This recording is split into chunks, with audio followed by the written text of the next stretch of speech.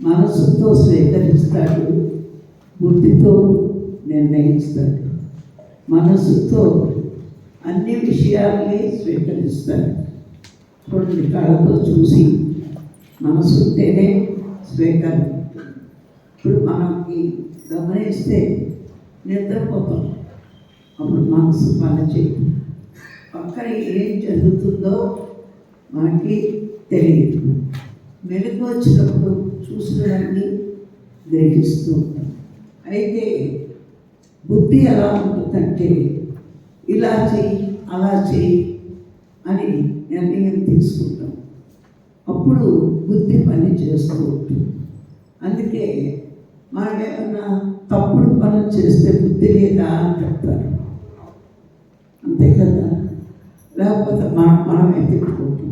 మన నిర్ణయం తప్పైనప్పుడు ఏదో నా బుద్ధి అలా పనిచేసింది అందుకే ఇలా ఉన్నా అనుకుంటాం.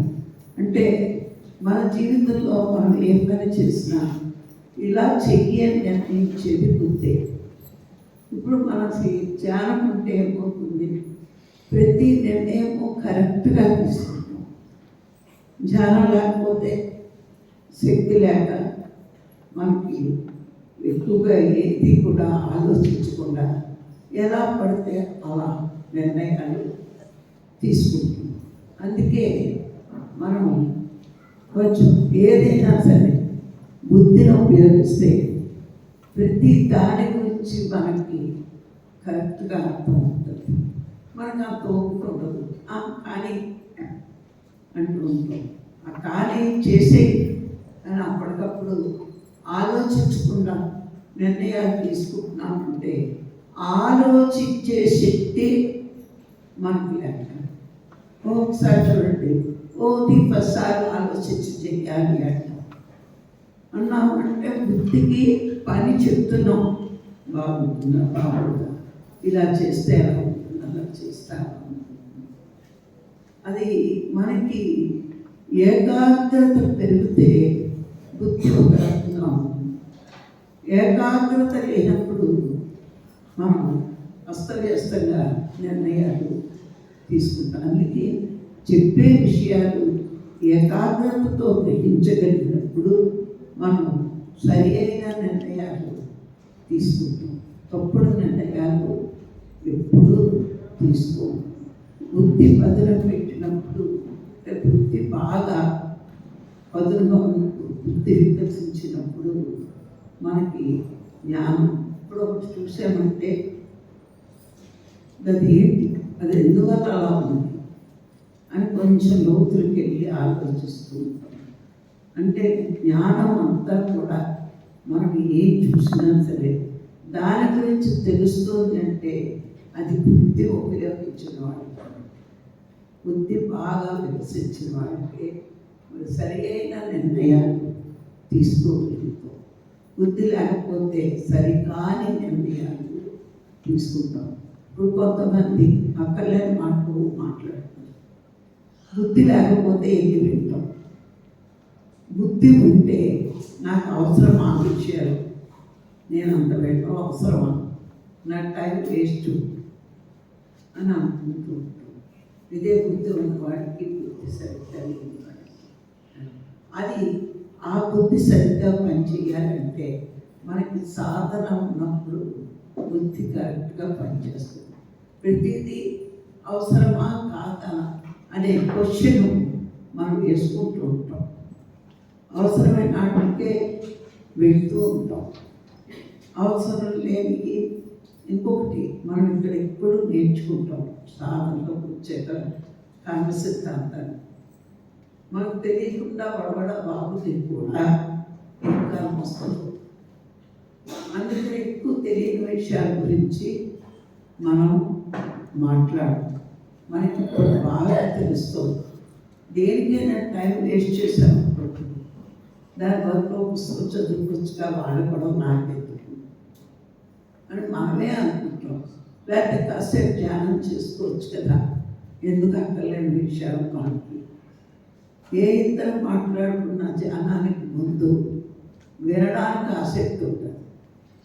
ధ్యానానికి వచ్చాక ఈ గొడవ నాకు ఎందుకు, అక్కర్లేని కర్మ తీసుకోవడానికి తప్పించి అని మనం బుద్ధి బాగా షార్ప్గా ఉన్నప్పుడు టైం విలువ తెలుస్తుంది, మనకి మాట విలువ తెలుస్తుంది. అంటే టైంను వేస్ట్ చేయకూడదు. ఇంకొకటి, మనం తెలిస్తేనే మాట్లాడాలి, తెలియకపోతే మాట్లాడితే మళ్ళా మనకి కర్మ వస్తుంది. ఇలా ఆలోచించి మనం మాట్లాడుతాం. బుద్ధి బాగా వికసించినప్పుడు ప్రతి విషయం మనకు అర్థం అవుతుంది. ఇప్పుడు చూడండి, కొంతమంది డీప్కి వెళ్ళి చెప్పగలరు కారణం, ఈ కారణం వల్ల వీడు ఇలా మాట్లాడుతున్నాడు అంటే నేను నీ అంత ఆలోచించలేదురా, నాకు స్ఫురించలేదు కారణం. అంటే ఏంటి, మనం బాగా బుద్ధి వికసించేటప్పుడు అంతరార్థాలు కూడా అర్థమవుతాయి. మీరు గమనించండి, మనం పూర్వం భగవద్గీత చదివితే ఏది అర్థమయ్యేది. ఇప్పుడు ధ్యానం చేశాక భగవద్గీత చదవండి, చాలా చక్కగా అర్థమవుతుంది. మీరు తాత్పర్యం చదవకుండానే ఇంకా సాధన చేస్తే మీరు తాత్పర్యం చదవకుండా శ్లోకం చదువుతుంటేనే అర్థమవుతుంది. అంటే మన బుద్ధి బాగా వికసించేటప్పుడు మనకి అంతరార్థాలు కూడా అర్థం చేసుకునే శక్తి మనకి వస్తుంది. కొంతమంది మనసులో ఒకటి బయటికి వేరే మాట్లాడతారు. మొదట్లో మనకు బుద్ధి లేకపోతే ప్రతిదీ నమ్ముతాం, నా ప్రాణ స్నేహితులు అనుకుంటూ నమ్ముతాం.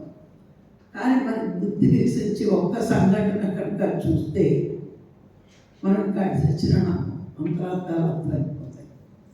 అండ్ మాటల్లో కూడా వీడుకున్న లాభాన్ని బట్టి మాత్రం మాట్లాడుతున్నాడు అని కూడా మనకి అర్థం ఉంటుంది.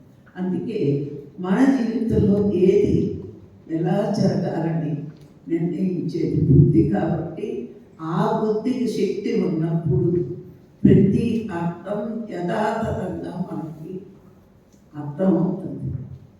ఆ బుద్ధిని బట్టే తెలివితేటలు, వీడికి తెలివితేటలు ఎక్కువగా అంటారు. అంటే ఏంటి, బుద్ధి బాగా వికసించిన వాడికి తెలివితేటలు ఎక్కువ ఉంటాయి, బుద్ధి వికసించిన వాడికి తెలివితేటలు తక్కువ ఉంటాయి.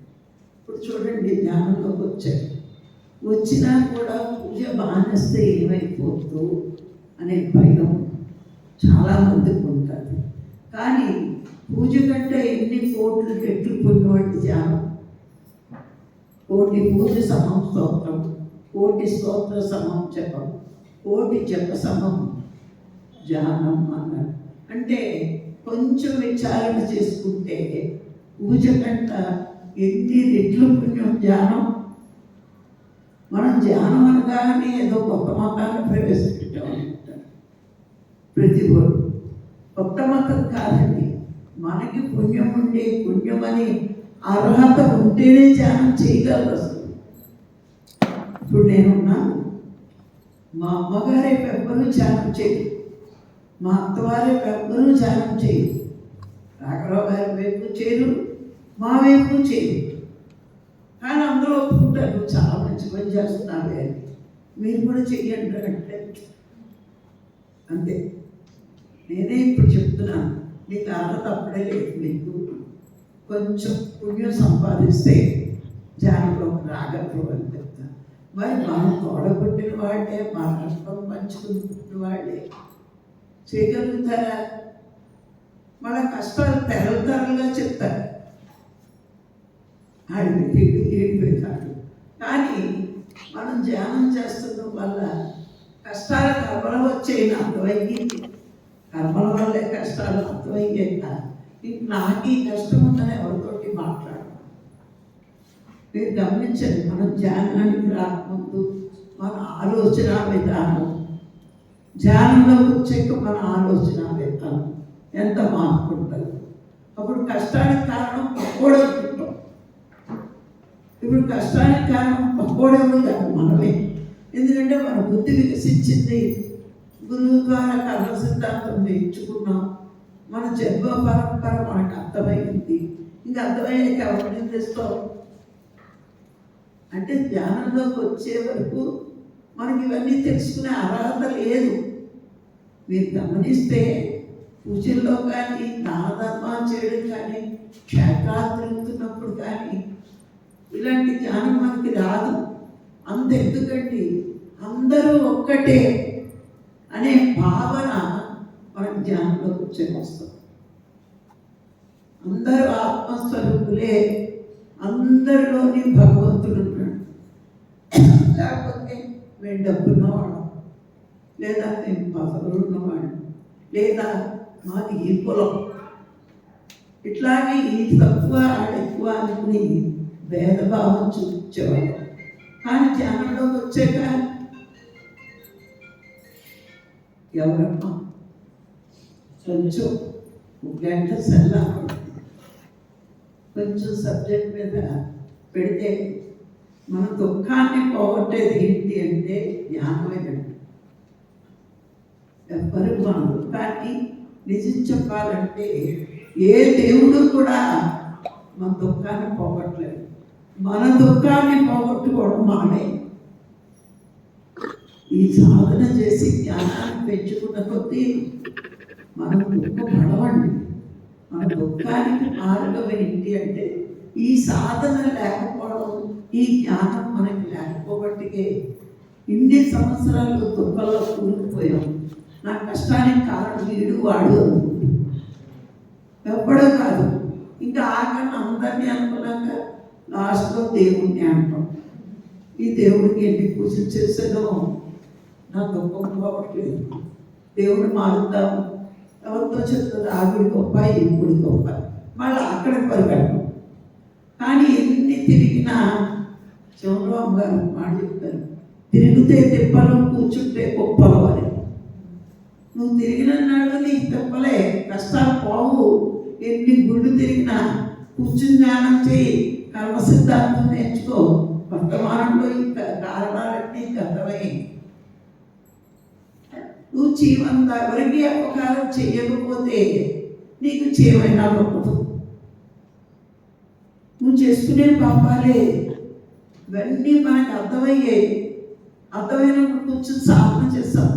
ఎందుకంటే అప్పుడు మేధస్సు ఉంది, కానీ మనకి శక్తి లేదు, ఆలోచించే శక్తి లేదు. మన జీవితంలో గురువు రాలేదు, అందుకే జ్ఞానము తెలియలేదు. కారణం పక్కవాడి మీద పెట్టాం. ఇప్పుడు తెలిసింది మనకి కారణం నేనే, ఎవ్వరు కాదు. దీన్ని ఓర్చుకునే శక్తి, దీన్ని తట్టుకునే శక్తి జ్ఞానం తప్పించి రెండోది లేదు. నేను కర్మ చేసి దుఃఖం తెచ్చుకున్నా, నా దుఃఖాన్ని నేనే పోగొట్టుకోవాలి. నాకు ఆకలి వేసింది, నేనే అన్నందే నాకు పక్కోడు తింటే నాకు అడుగుతున్నాడు. నేను చెప్తాను మనమే తినాలి. అలాగే మనకి దుఃఖం వచ్చింది, మనమే మార్చుకోవాలి. ఆ మార్చుకునే మార్గమే ధ్యానం. శక్తి లేక శక్తిహీనుల్లో బతుకుతున్నాం. ఎప్పుడైతే సాధన చేసి ఆ శక్తిని పొందుతామో మనమేడం మన చూసి పక్కోడు కూడుకుని వస్తాడు. ఎందుకంటే ఎంత కష్టమైనా ఎంత హాయిగా బతుకుతుంది. ఎందుకంటే ఏడుపు రాదు, ఏడుపు కారణం మనకు తెలిసింది కదా, మన కర్మలే మన ఏడుపులేని. అది తట్టుకునే శక్తి సాధన వల్ల వచ్చినప్పుడు ఎందుకు ఏడుస్తాం? 80% కాదు, నేనే ఆడవలేదు, మీరెందుకు ఏడుస్తారు? అంత బాధపడ్డారు. నా కర్మ నేనే కారణం అనుకున్నాను, అనుకుని నేర్చుకుని ఆడవలేదు, ఓర్చుకున్నాను. ఓర్చుకోవడం ఎలాగో సాధనలో తెలుస్తుంది. లేకపోతే మామూలు వాడికి సాధ్యమేనా? అంత కాలిపోయి నేను ఎప్పుడు భగవంతుడిని నిందించలే. గురువు చెప్పాడు, నువ్వు కారడానికి కారణం నీ కర్మలే. భగవంతుడు ఎందుకు మధ్యలో పెడతావు? ఆయన శక్తి ఇస్తున్నాడు, ఇంకా నువ్వు ఓర్చుకోవడం. నువ్వు చేసిన పుణ్యం వల్ల నీకు ఆ శక్తి వస్తావు. ఏ క్షణాన వస్తే బాగుంది అనుకుంటావు, చచ్చిపోతావు. నువ్వు అనుకోవట్లేదు. అందుకే యోగ జీవితంలోకి వచ్చాక గమనిద్దాం, కష్టాలు రావు అనుకోవద్దు. కర్మలు మనకు కష్టాలు వచ్చినప్పుడు ఏమనుకోవాలంటే ఇంకా కర్మ ఉంది అని మనం అనుకున్నప్పుడు ఆ కర్మ పోగొట్టుకునే మార్గం ధ్యానం. కర్మ లేకపోతే కష్టం ఎందుకు వస్తుందండి? రాదు కదా. అందుకని అయ్యో ధ్యానంలోకి వచ్చిన నాకు జ్వరం వచ్చిందే, ధ్యానంలోకి వచ్చిన కాలు ఎరిగిందే, ధ్యానంలోకి వచ్చిన క్యాన్సర్ వచ్చిందే, అలా ఎంతోమంది వదిలేస్తున్నారు ధ్యానాన్ని. నీ కర్మకి ధ్యానానికి సంబంధం ఏంటి? జ్ఞానం ఎందుకు? భగవంతుడిని చేరుకోవడానికి. నువ్వు ఆ మార్గంలో ఉన్నప్పుడు గతంలో ఉన్న కర్మలు వచ్చే వరకు వస్తాయి, దాన్ని ఓర్చుకో. ఇంకా తెలియాలి అంటే మనకి భగవంతుడి కట ఇష్టమైన వాడికి కష్టాలు ఎక్కువ ఇచ్చి తన వైపు తిప్పుకుంటాడట. ఎవరికి కష్టాలు వచ్చాయో వాళ్ళే ఎక్కువ ఇష్టపడ్డాయి. ఎందుకు? తన వైపు తిరుగుతామో లేదా అని పరీక్షలు పెడుతూ ఉంటాడు. అందరూ ఏమంటారు? భగవంతుడు నాకు ఇష్టం, నాకు ఇష్టం, నాకు ఇష్టం అంటారు. ఎవరన్నా చెయ్యెత్తి నీకు ఇష్టమా కాదురా అడగరా అంటే చాలా ఇష్టం అంటారు. కష్టం వచ్చినప్పుడు మా అవుతారు భగవంతుడు. కానీ ఇష్టమైన భగవంతుడిని దర్శించాలి, చూడాలి అని కోరుకున్నవాడు ప్రతి వాడు ఛానల్లోకి వస్తాడు. నేను వచ్చింది బాగా ఇంత ఎక్కువగా ప్రచారం చేస్తున్నది కారణం ఏంటో తెలుసండి. విగ్రహాలే శాశ్వతం అనుకుంటున్నారు, కానీ అసలైన భగవంతుడు మనలో ఆత్మగా ఉన్నాడు. ఆ ఆత్మ వైపు మనం కొంతమందిని తిప్పినానంట ఈ ప్రపంచంలో అంతకంటే పుణ్యం ఇంకోటి లేదంటే.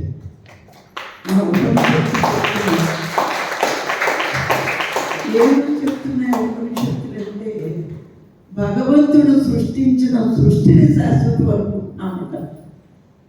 కానీ ఈ సృష్టించిన సృష్టి మీద దృష్టిని ఆ సృష్టికర్త మీద తిప్పడమే వాడికి ధ్యానం నేర్పడం. అంతే కదా. ధ్యానం నేర్పితే ఏమవుతుంది? వాడు సృష్టి మీద నుంచి సృష్టికర్త మీదకి మళ్ళించాం. అంతకంటే గొప్ప పుణ్యం భూమి మీద లేదు. అప్పటి వరకు నాకు ఇది తెలియదు.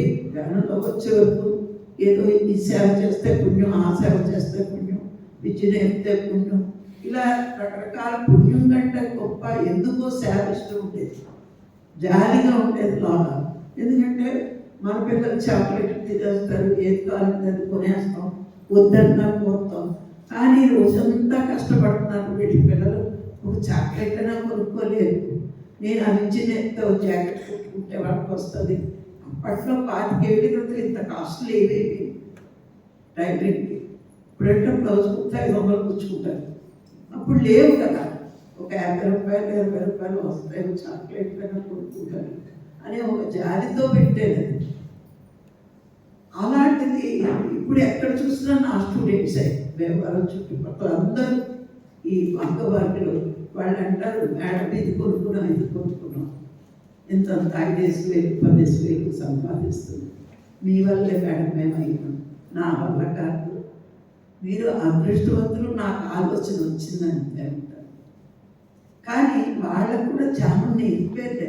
అందుకే వాళ్ళకి 2 విధాలా తెలుసు. ఈ మేడం మా మేడం అని కూడా వాళ్ళకి తెలుసు. అంటే ఇక్కడ మనం ఏంటి అంటే మనం చేస్తున్నాం అనుకుంటున్నాం. ఆ సేవ చేశాను కాబట్టి ఈ ధ్యాన మార్పులో నేను వచ్చాను. భగవంతుడు మెచ్చేది మొట్టమొదటి సేవేనండి. నిష్కామంగా చేస్తూ ఆ తర్వాత ఇక్కడికి వచ్చానంటే వస్తుంది.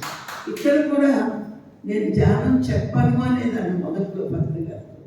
యాక్సిడెంట్ అయ్యాక చెప్తాను అన్నప్పుడు నేను పుస్తకాలు తిరిగేస్తే ఇక్కడ స్పిరిచువాలిటీ ఎలా ఉంటుందంటేనండి, మనకి ఎంతగా లోన తపన ఉంటుందో దానికి సంబంధించిన పుస్తకాలన్నీ మన చుట్టూరు వస్తాయి. ఒకటే మనలో భగవంతుడిని తెలుసుకోవాలి, చూడాలి, నాలో ఉన్నవాడు నాకు దర్శనం ఇవ్వట్లేదు అంటే నా మనసు ఇంకా ఇంప్యూర్గా ఉంది అని మనమే అర్థం చేసుకోవాలి.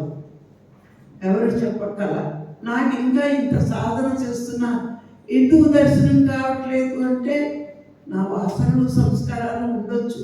ఇప్పుడు నాకు తప్పు తెలిసింది, నేను తప్పును సరిదిద్దుకుంటున్నా, కానీ గతంలో ఉన్న వాసన సంస్కారం కొన్ని అడ్డులు వేస్తుంది.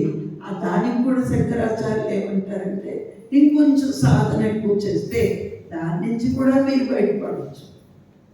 మనకి కనబడకపోవడానికి కారణం మన సాధన కాదండి, సాధన కరెక్ట్గానే చేస్తున్నాం, కానీ ఇంకా ఇంప్యూర్ ఎక్కడో ఉంది. మనసు వెనకాలే ఉంది కదా, ఆత్మ ఎక్కడ ఉంది?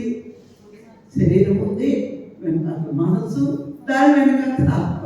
మరి దర్శనం కాలేదు అంటే ఇంప్యూర్గా ఉంది మన మనసు, దాన్ని ఇంకా సుతత్వంలో పెట్టుకోవాలి. ఇప్పుడు లైట్ ఉంది, దాని ప్రకాశం ఒక తొడిగితే కనిపించదు, అది తీసిస్తే కనిపిస్తుంది. అలాగే మన మనసుని ఇంకా ప్యూర్గా చేసుకోవాలి అంటే ఇంకా సాధన పెంచుకోవాలి, సాధన జ్ఞానం. అందుకే నేను ఉంటాను, బుక్స్ కొనుక్కునే దగ్గర ఎప్పుడూ పిసినాతనం ఉపయోగించొద్దు. కావాలంటే చీరలు మానేద్దాం, ఏం చేసుకుంటాం, చీరలు ఏడాది అయితే మన పాతే. ఇప్పుడు ధ్యానంలోకి వచ్చాక మనకు అర్థమవుతుంది, ధ్యానంలో రాకపోతే ఎంత డబ్బు వేస్ట్ చేశాను. నేను ఇప్పుడు రోజు షాపింగ్కి ఏదో ఇక్కడ బజార్కి వెళ్తాను, ఏదో చెత్త తెచ్చాను కొనేయడం. మళ్ళీ నాకు ఎంత పొగరంటే నా ప్రింట్ నేను ఏదైనా డిజైన్ చేస్తే కొంచెం లో క్లాస్ వాడు ఎవరైనా కడితే వెంటనే పని అమ్మాయికి ఇచ్చిస్తాను, అంత పొగర నాకు. ఇప్పుడా ఏదో చీర కట్టాలి అనుకుంటాను, 20 ఏళ్ళేది చీరల షాపింగ్కి వెళ్ళట్లేదు ఇంకా. ఎందుకంటే ఇప్పుడు అర్థమైంది, దేహాన్ని కప్పుకునేది కాదు విలువ, లోన కప్పుకోలేదు, లోన ఒకటి ఉంది, దాన్ని ఫ్రీగా ఉంచుకోవాలి, దాన్ని కాస్ట్లీగా ఉంచుకోవాలి.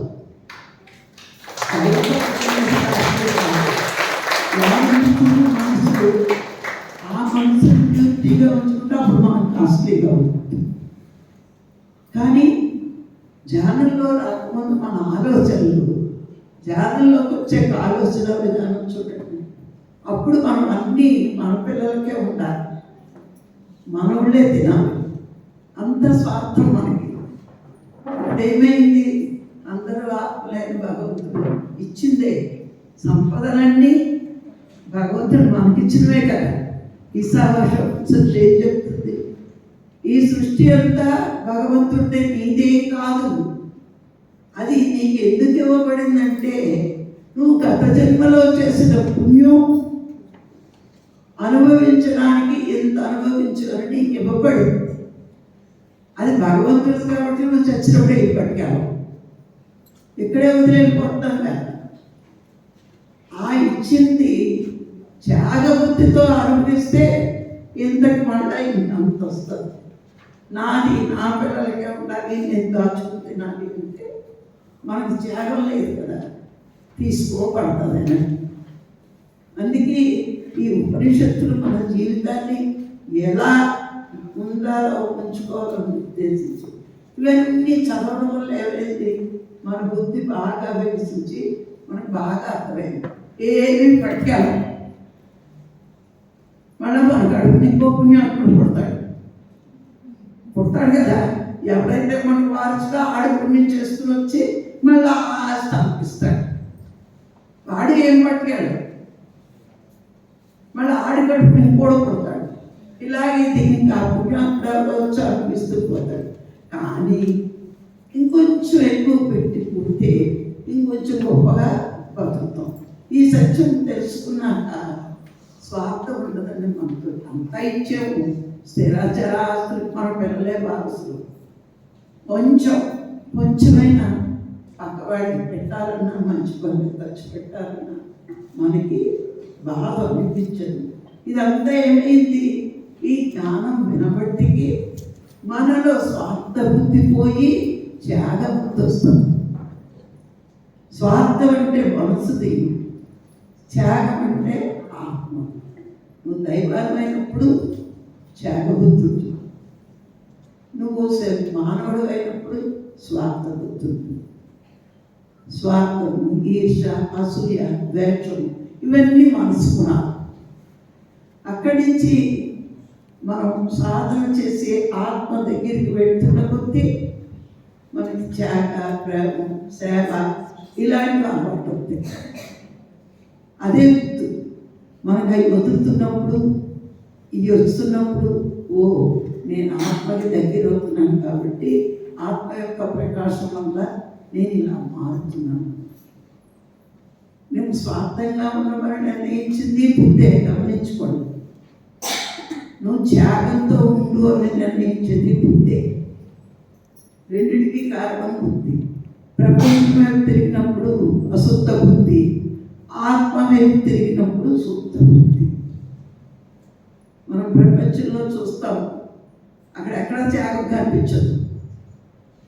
మనం ఇలా స్పిరిచువాలిటీలోకి వచ్చి గురువుల దగ్గర విని ఇలాంటి పుస్తకాలు చదువుతున్నప్పుడు ఓహో భగవంతుడికి ఇష్టమైన పని ఈర్ష, సూయ ద్వేషాలు కాదు, త్యాగము, ప్రేమ, సేవ, నిష్కామ కర్మ ఇట్లాంటివి చేస్తేనే భగవంతుడికి నచ్చుతాం అన్నమాట అని మనకు అర్థమవుతుంది.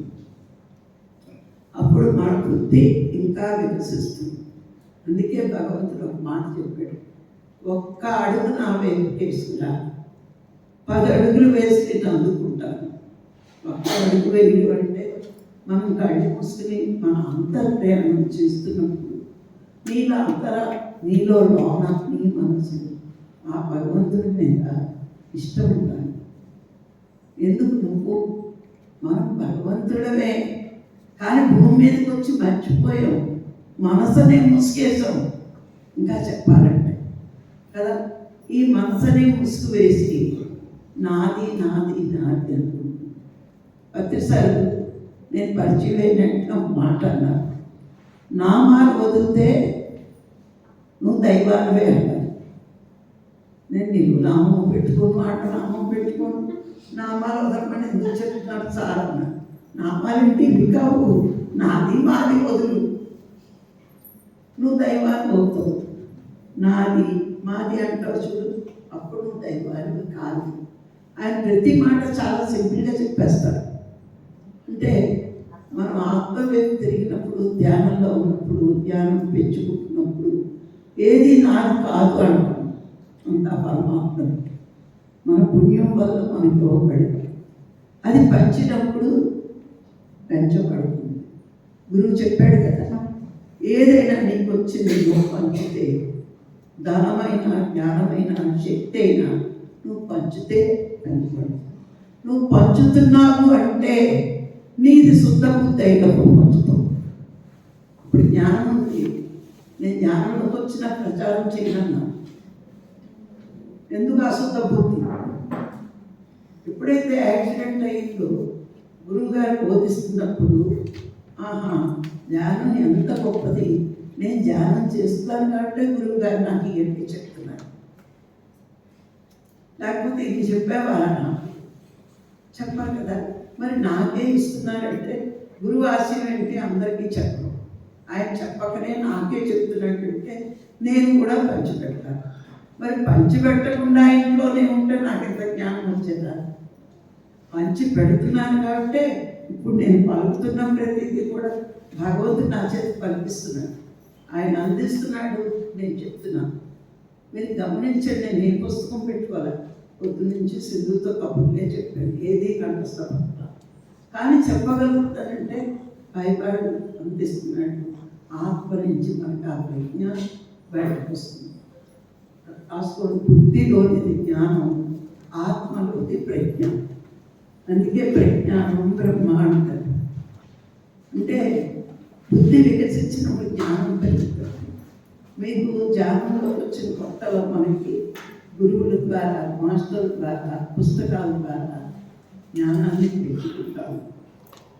అప్పుడు చదివిని చెప్తాం, విన్నే చెప్తాం. ఇంకొంచెం మనం సాధన చేసి మీకు వచ్చిన జ్ఞానాన్ని మీరు పంచుతున్నప్పుడు మీలో నుంచే మీకు అందుతూ ఉంటారు. పొద్దు నుంచి నేను చెప్తున్నదంతా నాకు అందుతుంది, మీకు అందిస్తున్నాను. అందుకే ఆత్మలోంచి వచ్చిన దాన్ని జ్ఞానం అనడు, ప్రజ్ఞ అంటారు. మీకు ఈ ప్రజ్ఞ, అందుకే ప్రజ్ఞానం బ్రహ్మ అంటే ఆ బ్రహ్మము నుంచే నీకు ఈ ప్రజ్ఞ అంతా అందుతూ ఉంటుంది. ఫస్ట్ మనకి వినిపించడం, అనిపించడం, తర్వాత నుంచి నీకు డైరెక్ట్గా నువ్వు క్లాస్ చెప్తున్నట్టు నువ్వు చెప్తా అనుకుంటావు, కానీ నువ్వే చెప్పు. అక్కడ ఆత్మ నుంచి సంకేతాలు వస్తూ ఉంటే మనం మాట్లాడుతూ. అందుకే సరి అయిన పిరమిడ్ మాస్టర్ ఎప్పుడు బుక్ ఎదురుకుండా కూర్చుని చెప్పడం క్లాసు. నేను ప్రతిసారి దగ్గరికి వచ్చాక ఇలా క్లాసులు చెప్తుంటే ప్రవచనం చెప్పేవాడు కూడా బుక్కులు ఎత్తుకుంటారు, భగవద్గీత కానీ.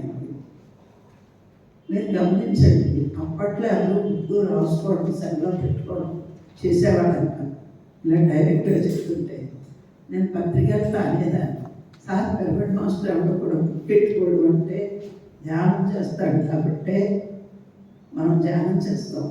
ఆత్మ దగ్గరికి మనం దృష్టి పెట్టింది త్రికరణ శుద్ధిగా ఉన్నప్పుడు ఆత్మ నుంచే మనకు సంకేతాలు వస్తాయి. పత్రికారు అంటూ ఉండేవారు, మీరు ముందు పుస్తకాల్లో ఉన్నది మస్తకంలో వేయండి,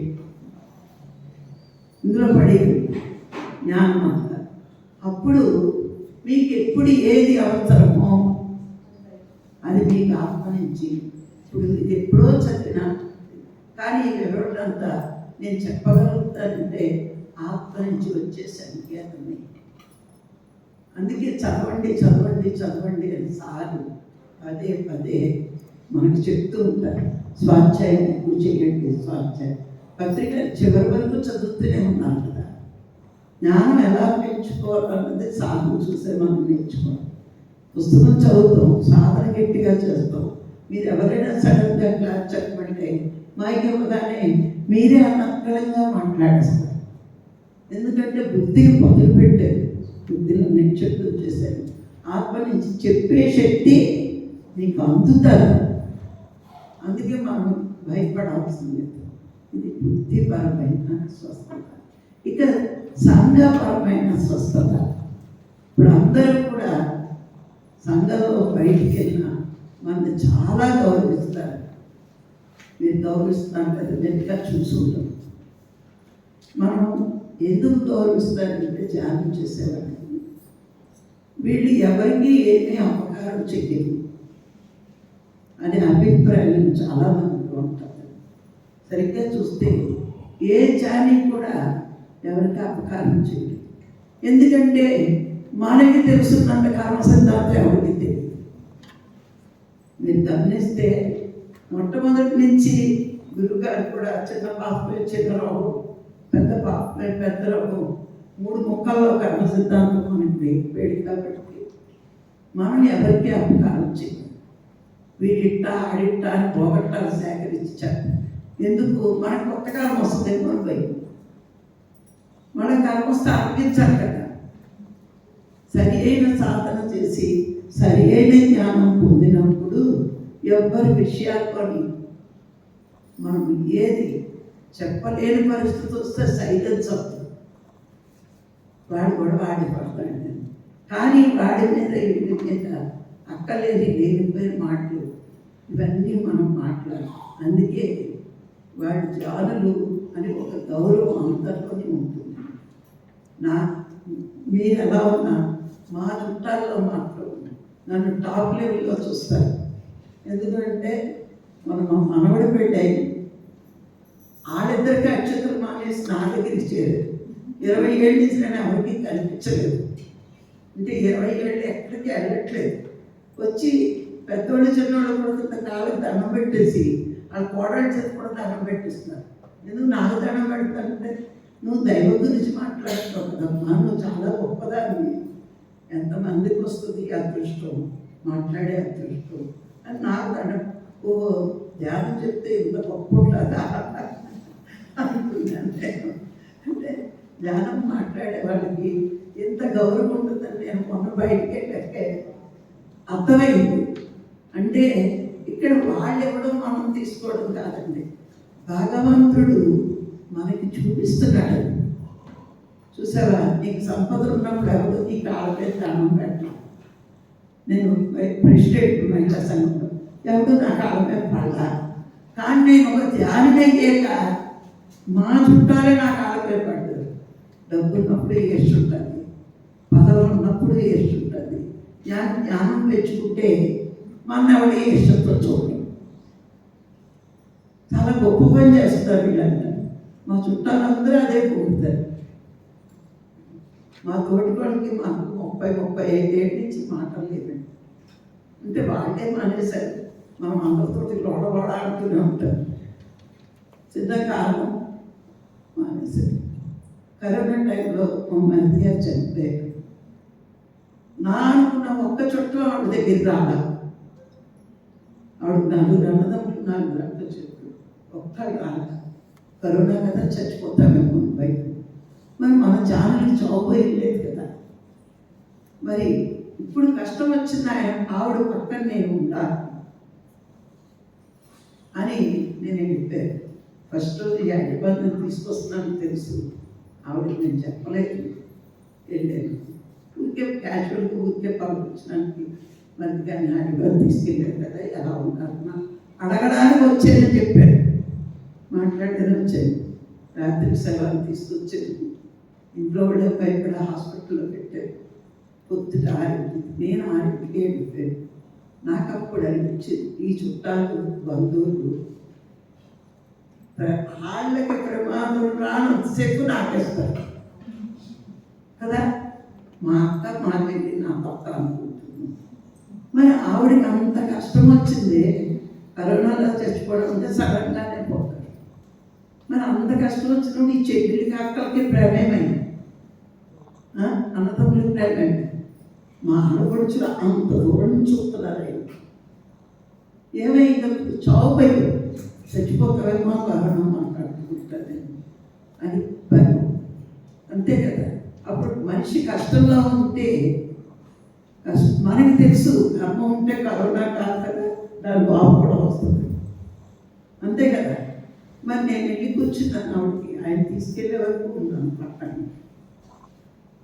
మరి కష్టాల్లో ఉన్నప్పుడే కదా ఒక మనిషికి ఓదార్పు కావాలి. పుట్టప్పుడు బాగున్నప్పుడు మనం వెళ్ళిపోయి మా ఊళ్ళు ఉంటారు. అదే జ్ఞానికి అజ్ఞానికి తేడా. మనకి తెలుసు చాలా రావాలని తప్పకుండా వచ్చేస్తుంది. అందుకే నేను కూర్చున్నాను. ఒక్క చుట్టం రాలేదు. అంటే అజ్ఞానుడికి భయం ఎక్కువ ఉంటుంది, చచ్చిపోతామని మా అనుకుంటున్నాను.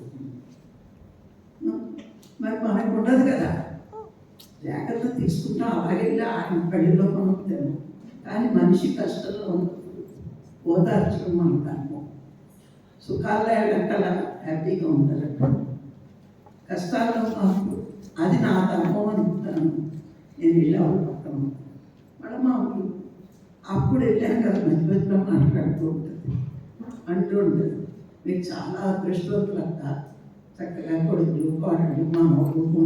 ఈ మధ్య మన మనవరాడు కూడా మన మనవరాడు ఇద్దరు ఉంటాయి.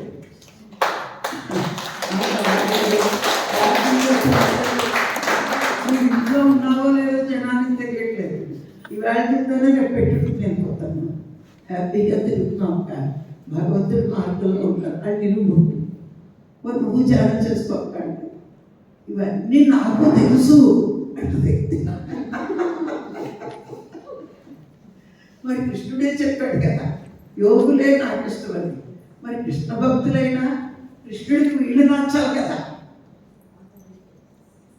అర్థం చేసుకోండి. 16 పిండి వంటలు 64 పిండి వంటలు వండేస్తే కృష్ణుడికి నచ్చడు. కనీసం 66 మందికి ఆకేసి అన్నం పెట్టు. కొన్ని 100 కోట్లు ఉన్నాయి, ఒక్కడి భోజనం పెట్టు వచ్చిన ఇల్లు మాసిపోతుంది. ఇల్లు మాసిపోతుంది. ఇది గోడ మాసిపోతుంది, ఇల్లు మాసిపోతుంది. గోడ వచ్చింది, నీ పెడతాడు ఎందుకు లేకపోతే నేను చూసుకుంటానండి. ఈ గోడ ఇల్లు పాపుతో కూర్చుంది. ఇప్పుడు ఏది పెడతాం లేదు. నాది నాది అనుకుంటుంది, నీది కాదు అని చెప్పాడు కదా.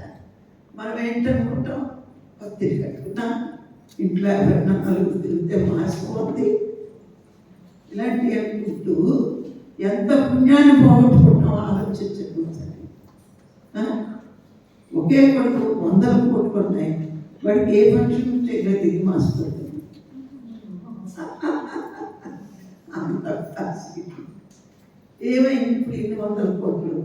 మనిషి దుఃఖాన్ని దిగిలో దుఃఖం అంటూ తీయాలి అంటే ధ్యానం. భక్తిలో ఉంది, కృష్ణుడి భక్తిలో ఉంది. నాకు ఇలా ఎందుకు జరిగిందని ఇప్పటికే ఏడుస్తుంది కదా 3 ఏళ్ళ నుంచి. అదే జ్ఞానం అంటే నా జీవితాన్ని నేనే నిర్ణయించుకుని వచ్చాను పైనుంచి, అందుకే ఇలా జరుగుతుందని చిన్న ఓదార్పు. పక్కోడు ఓదార్చగల, మనమే ఓదార్చుకుంటాం. అవునా కదా? మనకెవరు ఓదార్చగల కర్మ సిద్ధాంతం పూర్తిగా తెలుసుకున్నాం కాబట్టి మన జీవితంలో వచ్చే ప్రతి దుఃఖానికి కారణం నేను. అప్పుడు ఆ కర్మ సిద్ధాంతం తెలియదు కదా భక్తిలో. ఇప్పుడు ఇంకా ఏడుస్తాం.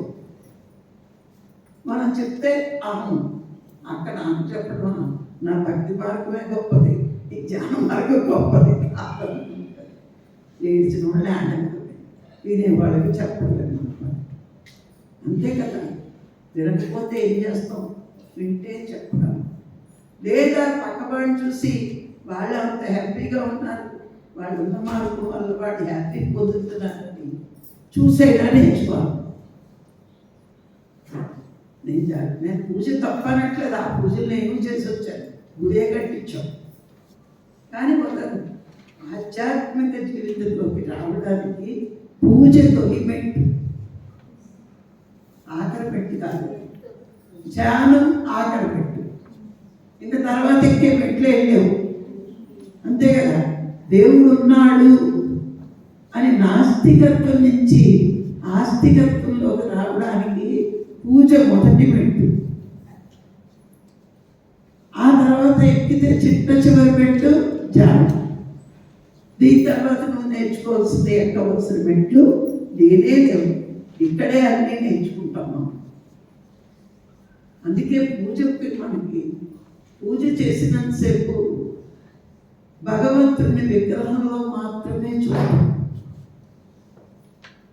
ధ్యానం అయితే ప్రతి వాడు భగవంతుడే తెలుసుకుంటాం, అందరినీ ప్రేమిస్తాం. అంటే కొంచెం మనం ఇంకా పరాకాష్ఠకి వెళ్ళాలి. వెళ్తే అందరూ ఒకలాగే కనపడతారు. కొంచెం ఆ సాధన మన మనసు నచ్చ చెప్పుకునే సాధన. అందుకే మామూలుగా ఏమి సాధించలేం, సాధనలో ఉంటేనే అది సాధించగలం. ఆ అభిప్రాయం ఉన్నా సరే నిలుపుకోలేము, బయట వాళ్ళు చూసుకొని జారిపోతాం. కానీ సాధన తీవ్రమై కొద్దీ మనం అభిప్రాయం నుంచి కిందకి దిగం. అందుకే బుద్ధి ఉన్నవాడు వెంటనే జ్ఞానాన్ని పెంచుకుంటాడు. జ్ఞానం పెంచుకోవడం అంటే అందరిలోని భగవంతుని చూడగలగడమే. ఇలా బతికిన వాళ్ళకి సంఘం ఎప్పుడూ గౌరవిస్తారు. అది సంఘపరమైన స్వస్థత. మనకి శత్రువులు ఎవరు ఉండరు. ఒకవేళ మనం ఎంత మంచిగా ఉన్నా మనకి ఇంకా వ్యతిరేకంగా మాట్లాడారంటే గత జన్మలో ఏదో వాళ్ళకి తీవ్రమైన అన్యాయం చేసామని అనుకోవడం. మనం ఎంత మంచిగా ఉన్నా ఇంకా మనలో వాళ్ళకి వ్యతిరేక భావాలు ఉన్నాయనుకోండి, ఓ నేను ఈ సోలు చాలా ఏడిపించాను అనమాట, అందుకే వీళ్ళు ఇలా ఇంకా చంపుతుంది అనుకోవాలంటే. ప్రతిదానికి గతానికి వర్తమానానికి సంబంధం లేకుండా నిజంగా భగవద్గీత కానీ భారతం కానీ మీరు చాలా డెప్త్ చదివితే అవి రెండు కర్మ సిద్ధాంతాన్ని చాలా బాగా చెప్పాయి, చాలా బాగా చెప్పాడు. ఎందుకంటే ఏది జరిగినా సృష్టిలో కర్మ సిద్ధాంతం ప్రకారమే జరుగుతుంది. చాలా స్పష్టంగా భారతం కూడా అంతే, ఏది కర్మ సిద్ధాంతం లేకుండా చెప్పదు అని చాలా జాగ్రత్తగా మనం గమనిస్తే, మరి ఇవన్నీ నేర్చుకున్నప్పుడు ఎంత ఎక్కువ నేర్చుకుంటామో మన దుఃఖం అంత దూరంగా ఉంటుంది. నేర్చుకోకపోతే ఇప్పుడు కూడా ధ్యానం చేసేస్తున్నాం అంటారు, పుస్తకాలు చదవరు, క్లాసులకు రారు, వినరు. మన మధ్యలో ఇగోలకి సరి అయిన ధ్యానం లేక, సరి అయిన ధ్యానం అంటే ఇగోలు ఉండవండి. ఇప్పుడు ఏమైందంటే మీకు చిన్న ఉదాహరణ చెప్తాను. ధ్యానం అంటే పతంజలి మహర్షి ఏం చెప్పాడు? నిర్విషయం ధ్యానం, యోగ చిత్తవృత్తి నిరోధ. అంటే నీ మనస్సులో ఏ విషయము రాకుండా ఉంటే అది శూన్యమే, ఏమీ లేదు, అది ధ్యానం. మరి యోగ చిత్తవృత్తి నిరోధన. యోగం అంటే జీవాత్మ పరమాత్మ కలుపుకోవచ్చు, లేకపోతే మనసు ఆత్మలో లయమవడం. ప్రపంచంలో తిరుగుతుంది మనసు, దాన్ని నువ్వు ఆత్మలో లయం చేయడం, ఆత్మగా మిగిలిపోవాలి, ఆత్మ అయిపోవాలి. అది దాన్ని యోగం అంటారు. ఇప్పుడు ఈ 2 వాక్యాలు పతంజలి ఎందుకు రాశాడు? నువ్వు మనసుతో ఏది చేసినా మనసు ఉన్నంతసేపు అది ధ్యానం కాదు. నీకు ఒక మ్యూజిక్ కానీ ఎవరైనా క్లాస్లో మీరు ధ్యానం చేస్తున్న కళ్ళు మూయించి ఒక క్లాస్ చెప్పేస్తుంటారు గైడింగ్. ఈ 2 ధ్యానం కాదు. ఎందుకంటే అక్కడ మనసు ఉంది, మనసున్న మూలాన్ని మీకు మ్యూజిక్ కనబడుతుంది, మనసున్న మూలాన్ని మాటలు వినిపిస్తున్నాయి. ఈ 2 ఉన్నప్పుడు మీ దృష్టి మనసు వరకే వెళ్ళింది, కానీ ఆత్మను చేరుకోలేదు. మీరు అప్పుడు ఆత్మను చేరుకోకపోతే ఆత్మ నుంచి వచ్చే ప్రజ్ఞని ఎలా పొందుతారు? ఆ జ్ఞానాన్ని ఎలా పొందుతారు? నువ్వు పలానా ఓడిళ్ళు అక్కడ ఉందంటే ఇంటి వరకే అనకుండా సొంత చివరి నుంచి నీకు పిలిస్తే అవడం పొందుతాడు. మ్యూజిక్లు గైడింగ్లు ఇలాగే ఉంటాయి. ఎందుకు అంటే నువ్వు ఆత్మ దృష్టి దాటాలి, మనస్సును కూడా దాటాలి. దాటి నువ్వు ఆత్మ దగ్గరికి చేరుకోవాలి. అప్పుడు శూన్యం పరిశూన్యంలో ఉంటాం, మహాపరిశూన్యం, ఏం లేదు, నిశ్శబ్దం. ఇప్పుడు చూడండి, మొన్న వశిష్ఠ గోత్రంలో సింధూరాను ఇంకో ఆవిడ క్లాస్ చెప్పారు. సింధూరా వచ్చి 3 ఏళ్ళు అయింది, ఆ అమ్మాయి 18 ఏళ్ళు అయింది. చాలా అద్భుతంగా చెప్పారు క్లాసులు. ఇద్దరు ఒక గంట ఇచ్చాను. అందరూ కోరుతున్నారు, ఎంత బాగా చెప్తున్నారు, ఎంత బాగా. నేను అప్పుడు ఒకటే చెప్పాను, మీరు మ్యూజిక్లు గైడింగ్లు పెట్టుకుని మనసు దగ్గర ఆగిపోయారు, ఆత్మ దగ్గరికి ఎప్పుడే లేదు. వాళ్ళ శూన్యంలో ఉండి వాళ్ళ దృష్టి ఆత్మ వరకు తీసుకెళ్ళారు. అందుకే ప్రతిదీ కూడా వాళ్ళకి శక్తి పెరిగింది. వాళ్ళు ఏమైంది, ఆ బుద్ధిలో జ్ఞానం ఇంప్రూవ్ అయిపోయింది, ఆ శక్తి పెరిగింది. అద్భుతంగా మైపుచ్చుకుని క్లాస్ చెప్పేస్తున్నారు వాళ్ళకి. నేను ఆత్రేయపురం క్లాస్ ఊరెళ్తే ఇదే చెప్పాను, వశిష్ఠ గోత్రంలో కూడా ఇదే చెప్పాను. ఇంకా మేము ఎప్పుడు మ్యూజిక్ ఎట్టుకు చేయమని, నాకేం నష్టం లేదు, ఈ జన్మంతా మ్యూజిక్ ఎట్టుకో, నువ్వు ఇలాగే ఉంటావు. జ్ఞానం పెరగకపోతే కర్మలు ఎలా దగ్ధం అవుతాయండి? జ్ఞానం పెరిగితేనే కదా. జ్ఞానాగ్ని దగ్ధ కర్మాణం. నీకు జ్ఞానం పెరిగినప్పుడు మాత్రమే కర్మ దగ్ధం అవుతుంది. నీకు జ్ఞానమే లేదు, మనకే పట్టుకోవడం రాదు, సత్యం చెప్పడం రాదు, ఆత్మీయ సత్యం చెప్పడానికే భయం. మరి నీకు జ్ఞానం పెరగకుండా కర్మదగ్ధం అయ్యేది ఎలా దగ్ధం అవుతుంది? మరి జ్ఞానం పెంచుకోవాలి. ఏంటి జ్ఞానం? ఆత్మే భగవంతుడు. కానీ నీకు అనుభూతి ఉందా? లేదు. ఎందుకు లేదు? మనసు దగ్గర ఆగి ఆత్మ దగ్గరికి వెళ్ళకుండా నువ్వు అక్కడ ఆగిపోయినప్పుడు ఆత్మదర్శనం, ఆత్మానుభూతి, ఆత్మానందం ఎట్లా పొందుతావు? పొందలేకపోతున్నారు. పత్రికలు పెట్టేది కదా, పత్రికలు గ్రూప్ నుంచి అనర్చిస్తాడు, నువ్వు ఎవరిని చెప్తావు? ఎవడో డబ్బు తీసుకుని పాడిన పాటలో డబ్బులు తీసుకుని పెట్టి మ్యూజిక్లు పెట్టుకుని మనసు దగ్గర ఆగిపోతున్నాం మనం. ఎందుకు అని విచారణ చేసుకున్నాం. పత్రికలు అక్కడ జనం ఎక్కువ వస్తారు కాబట్టి, తెలిసినోడు తెలియనోడు వస్తాడు కాబట్టి కాసేపు మ్యూజిక్లో కూర్చోబెట్టి మాయ చేస్తాడు. నేను ధ్యానం బాగా చేశాను, వినబడితే కనబడితే ధ్యానం కాదు, మనసు ఉంటే. పోనీ మొదట్లో 10 నిమిషాలు పెట్టుకోవాలి ఏకాగ్రత కోసం. ఇంక 20 ఏళ్ళు చేసిన మ్యూజిక్కే అంటే కళ్ళు మూసుకుని మ్యూజిక్ వింటాం, కళ్ళు పైన ఒకటే, కళ్ళు మూసుకున్నాం ఒకటే, అంతే కదా. ఆ రాత్రి పౌర్ణమి క్లాస్ జరిగింది అక్కడ 7వ తారీఖున. ఒక ఆవిడ వచ్చి పాటలు మొదలెట్టింది. నేను పొద్దు నుంచి సైలెన్స్లో చేయిస్తున్నాను. పొద్దు నుంచి మీరు అందరూ చేశారు కదా, హాయిగా అద్భుతంగా కూర్చున్నాను కదా. మరి ప్రాక్టీస్ చేస్తే ఆత్మదర్శనం అన్నాడు.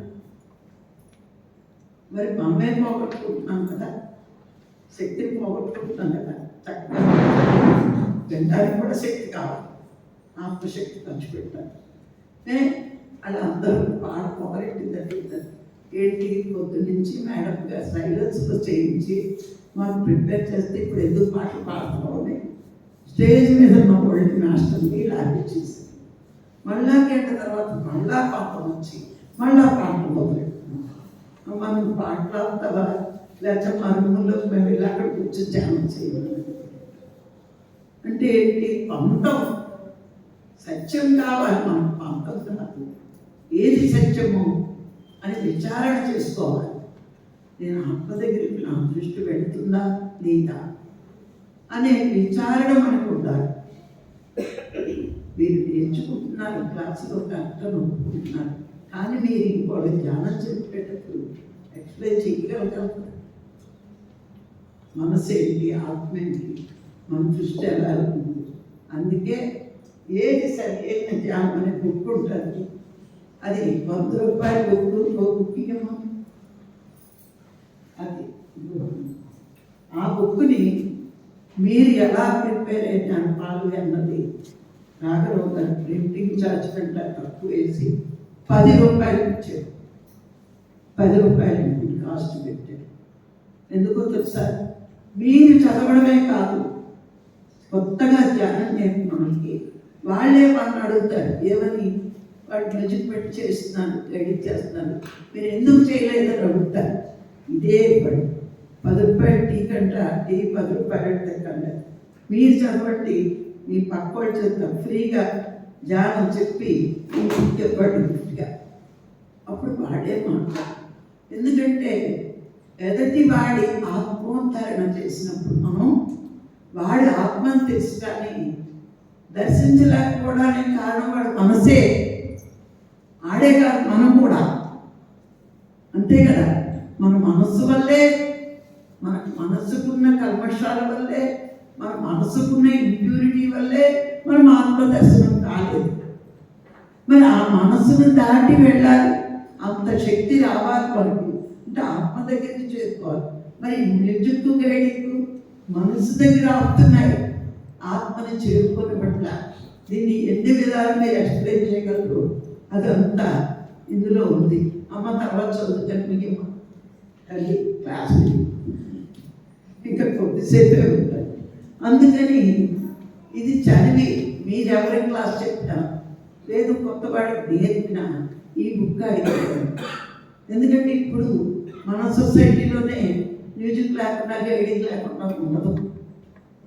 వాళ్ళు పెడుతున్నారు కదా అని సరిగ్గా ఆలోచిస్తే పతంజలి చెప్పింది నిర్విషయమన అంటే నీ మనసు లేని స్థితి రావాలి అంటే ఇంకొంచెం బాగుంది.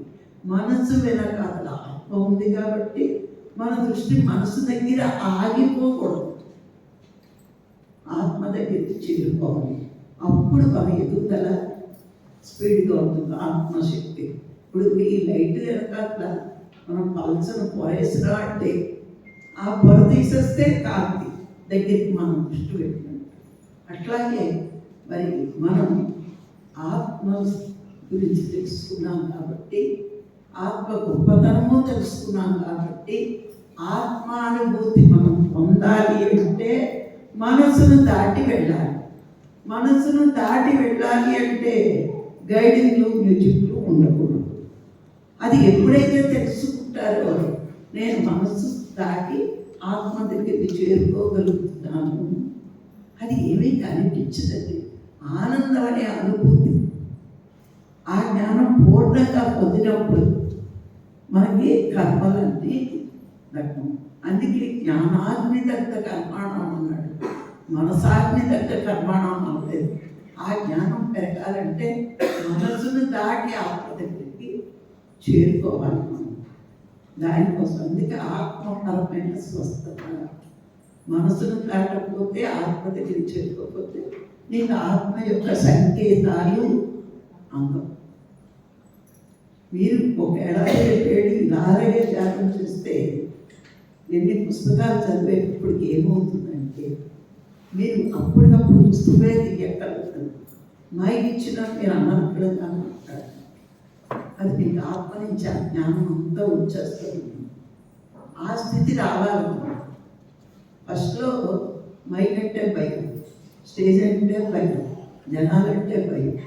మన ఆడవాళ్ళకి పుట్టిన పక్క వింటారా చెప్పంటే మాకు భయం లేకుండా మాట్లాడతాం. ఆడి మీద ఈడి మీద మాట్లాడమంటే మాకు లేకపోతే ఆడి చీర బాగుంది, ఈడి బ్లౌజ్ బాగుంది, ఆడే హెయిర్ స్టైల్ బాగుంది, ఇవన్నీ భయం లేకుండా వచ్చేస్తాయి ఈ మాటలు. స్పిరిచువాలిటీ మాటలు మాట్లాడాలన్నా, స్టేజ్ ఎక్కాలన్నా భయం భయం భయం. ఎందుకు వచ్చింది? మనసుకున్న దోషమే అది కూడా. ఎప్పుడైతే నువ్వు సాధన చేస్తావో నువ్వు ఆ స్థితిని దాటి ధైర్యంగా ముందుకెళ్తావు. ఆ ధైర్యం వల్ల చాలామంది, భయం వల్ల చాలామంది క్లాస్ చెప్పరు. అహంకారమైన ఉండాలి, భయమైన ఉండాలి. నాకు ఇదివరకు అహంకారమే, భయమే లేదు. కానీ ఆ అహంకారం తగ్గి అందరూ ఆత్మలే, పంచింది పెంచబడుతుంది. నేను జ్ఞానం అందరికీ పంచితే నాకు పెరుగుతుంది. జ్ఞానం పెరిగినప్పుడు సమత్వ భావన వస్తుంది. మాకు జ్ఞానం పెరగడానికి వచ్చే రెండో లాభం ఏంటంటే అందరితోటి సమానమైన భావం, అందరూ ఆత్మస్వరూపులు. ఆ సమత్వ భావన వచ్చినప్పుడే పరమాత్మ దర్శనం కలుగుతుంది. లేకపోతే అంతవరకు మనకు కాదు. ఊరికే అనుకుంటే సరిపోదు. ఇక్కడి నుంచి రావాలి ఆ ప్రేమ, మన హృదయంలో నుంచి రావాలి ప్రేమ. ఆ ప్రేమ వచ్చింది. అందుకే అంటాడు, వాసనలున్న మదిలో వాసుదేవుడు ఉన్నాడు. నీకు ఇక్కడ ఆ కల్మషమైన వాసన ఉన్నంతసేపు వాసుదేవుడు కాబట్టి ఆ వాసనలు పోగొట్టుకుంటే వాసుదేవుడి దర్శనం స్పష్టంగా జరుగుతుంది. అందుకే మనం కనబడలేదు అంటే ఈ జానం గొప్ప కాదు, ఆ గురు గొప్పడు, ఆ గురు గొప్పడు తిరగక్కలా. ఎవడో పత్రికాలంతా గొప్పగా చెప్పడం మన బుద్ధి లేక చక్రాల మీద జానం, ఈ జానం, ఆ జానం పరిగెడుతున్నాం. కానీ శ్వాస మీద ధ్యాస పెట్టి సాధన చేస్తే ఎంతైనా మనం సాధించగలం, ఎంత స్థితికైనా వెళ్ళగలం. ఒకటి సాధన గమనించుకోండి, రెండు స్వాధ్యాయం. ఈ రెండు, ఒక పక్షి ఎగరడానికి రెండు రెక్కలు ఎంత అవసరం. ఒక జీవుడు దేవుడు అవ్వాలంటే సాధన ఉండాలి, స్వాధ్యాయం. ఈ రెండే మన ఎదుగుదలకి కారణం అవుతాయి. అందుకే మనం ఎదగాలంటే మంచి సాధన ఎక్కువ చెయ్యాలి. చేస్తే ఆటోమేటిక్గా శక్తి పెరిగిపోతుంది మనలో. ఒక మాట అన్నామంటే ఆ మాట నిలబడి ఉంటామని ఆ శక్తి వస్తుంది. శక్తి పెరగడానికి సాధన, జ్ఞానం పెరగడానికి స్వాధ్యాయం. మొదట్లో చదవాలి, తర్వాత నుంచి ఆత్మ నుంచి మనకి అందుతూనే ఉంటాయి. ఎంతవరకు సరే కాసేపు ధ్యానం చేసి నెక్స్ట్